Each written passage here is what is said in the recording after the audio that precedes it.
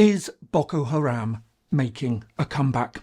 Once one of the world's most feared Islamist insurgencies, for over a decade the group terrorised Nigeria and its neighbours in a campaign that left tens of thousands dead and millions displaced. But after years of terror, efforts to defeat the group seem to have succeeded and Boko Haram disappeared from the headlines. Until now. A series of attacks appears to suggest that the group is regaining strength, casting a long shadow over Nigeria and the wider region. So, just what is Boko Haram? How did it become such a threat? And is it really returning? Hello and welcome. My name is James Ker-Lindsay, and here I take an informed look at international relations, conflict and security.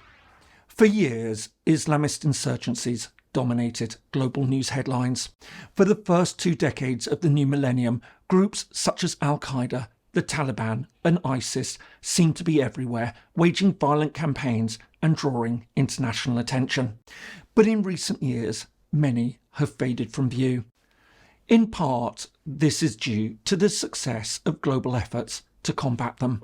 But at the same time, other issues such as the COVID pandemic, Russia's invasion of Ukraine and events across the Middle East have dominated the media. But while it may be tempting to think that these groups have in fact vanished, in many places they remain a dangerous and deeply destabilising force. Nothing illustrates this better than Boko Haram. This Nigerian insurgency rose to global prominence in the early 2010s with its extreme violence and its shocking kidnappings of schoolchildren. But then, after years of brutal fighting, it seemed to disappear. However, a series of attacks over recent months has in fact shown that Boko Haram is still very much a threat. To provide some context, the Federal Republic of Nigeria is situated at the heart of West Africa. With an Atlantic coastline to its south, its neighbours are Benin to the west, Niger to the north, Chad to the northeast, and Cameroon to the east and southeast. With over 200 million inhabitants, Nigeria isn't only Africa's most populous country, but also one of its most diverse. It's also deeply divided religiously.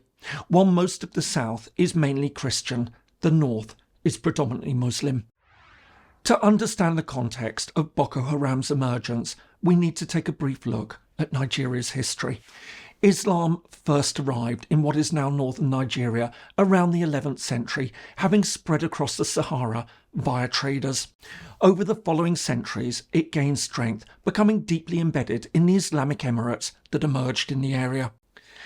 This lasted until the 19th century, when Britain began seizing control of the north, alongside the diverse kingdoms and communities of the south, which until then had followed traditional religions, but were now increasingly the focus of Christian missionary activity. In 1914, despite the profound cultural and religious differences between the two parts, the British merged these territories into a single territory, the colony and protectorate of Nigeria. This lasted until the country achieved its independence in 1960. After independence, Nigeria's sharp religious divide between the largely Muslim north and the predominantly Christian south became central to its politics. As the south prospered from trade and oil, the north felt increasingly disadvantaged, seeing its poverty as being driven by southern greed and corruption. Meanwhile, many northerners came to see secular governance as incompatible with their Islamic traditions. As a result, calls for a return to Sharia law became increasingly loud as radical preachers argued that Nigeria's problems stemmed from abandoning Islamic principles.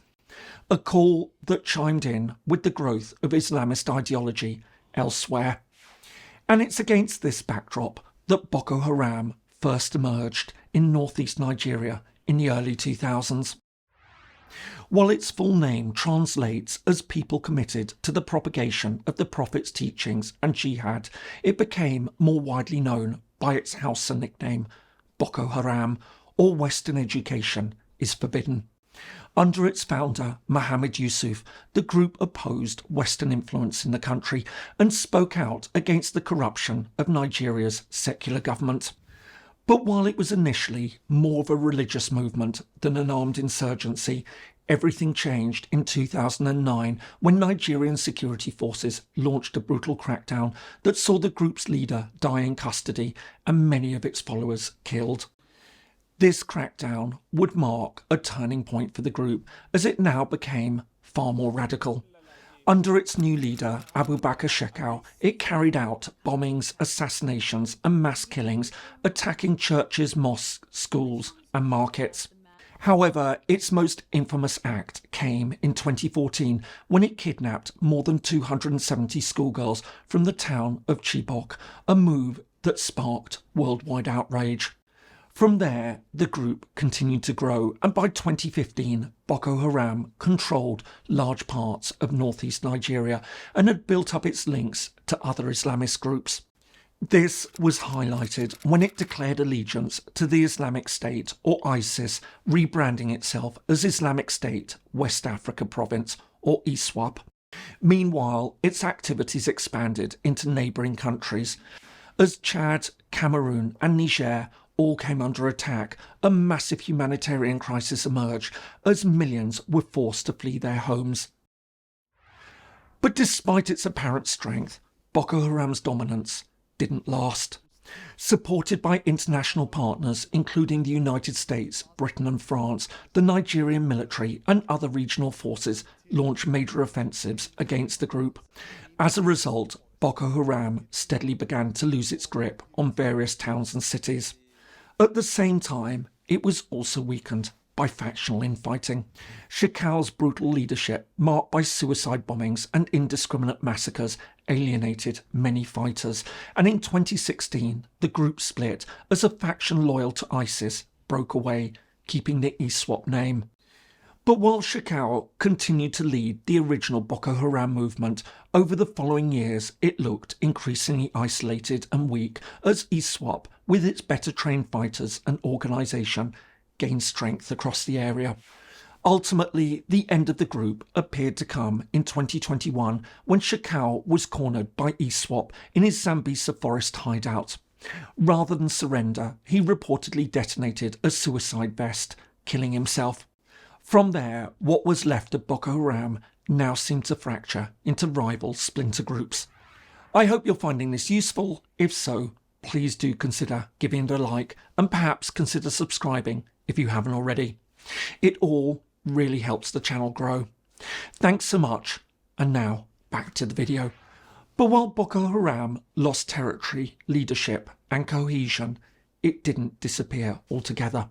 Retreating into Nigeria's vast and rugged northern terrain, the group remained active in the years after Shekau's death. As well as controlling small pockets of territory in remote areas where it extorted money from locals and recruited fighters, it's once again been expanding its attacks, focusing on the northeast of the country. Following a large-scale assault in the Yobe state in late 2024, which left dozens dead, in April 2025, the governor of Borno State warned of near-daily attacks and kidnappings. Since then, observers have highlighted a return of suicide bombings, and at the same time, the group is also extending its cross-border operations in the Lake Chad Basin, underscoring its regional reach. But while government forces have been fighting back, launching attacks against militant hideouts, the growing scale of attacks has nevertheless fed fears that Boko Haram, along with other groups, including ISWAP, are regaining strength. All this prompts the question of whether Boko Haram is really on the rise and whether it can truly be defeated. To answer this, it's worth considering why the group has in fact managed to survive. Ultimately, it's down to a combination of geography, societal factors, weak security and adaptability. The remote northeast, with hideouts such as the Sambisa forest and the Lake Chad Basin, makes establishing lasting military control particularly challenging. Meanwhile, poverty, unemployment and corruption leave young men vulnerable to recruitment, especially as government reintegration programs have had little effect. To add to this, Nigeria's security forces are not only overstretched and underpaid, but also poorly equipped and widely distrusted by locals due to regular human rights abuses. But perhaps most crucially, Boko Haram, like many other successful insurgencies, is highly adaptable. Despite the many setbacks it's faced, including the loss of its charismatic leader and growing factionalism, it's shifted its tactics and strategies as situations require. Having lost control of territory, it's turned to guerrilla warfare and cross-border raids, continuing to recruit, terrorise communities and destabilise an already fragile region. But despite these factors, there's no doubt that the group is considerably weaker than it once was. Aside from losing control of major towns and cities, it also faces stiff competition from ISWAP. In this sense, Boko Haram is no longer the same threat it was a decade ago, and it seems unlikely that it will ever regain that position. But then again, even if it never regains its old strength, it may still persist as a low-level insurgency for decades to come. And this still matters. Even if weakened, the group's violence will continue to have far-reaching consequences. The insurgency continues to drain Nigeria's resources. It disrupts agriculture and trade, fuels food insecurity, and deepens mistrust in a government already struggling with corruption, unemployment, and failing infrastructure.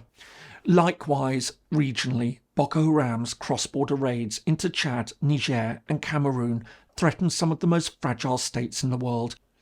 And all this serves as a stark reminder that while Boko Haram may not be the force it once was, it's still a dangerous and destabilising problem for Nigeria and its neighbours.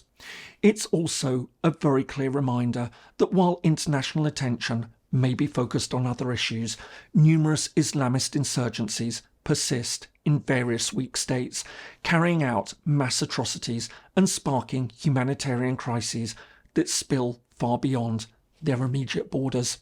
But while Boko Haram's resurgence is a threat to peace and security in West Africa, it isn't the only Islamist group making a recovery. Here's a video on how ISIS is gaining ground again in Syria and Iraq.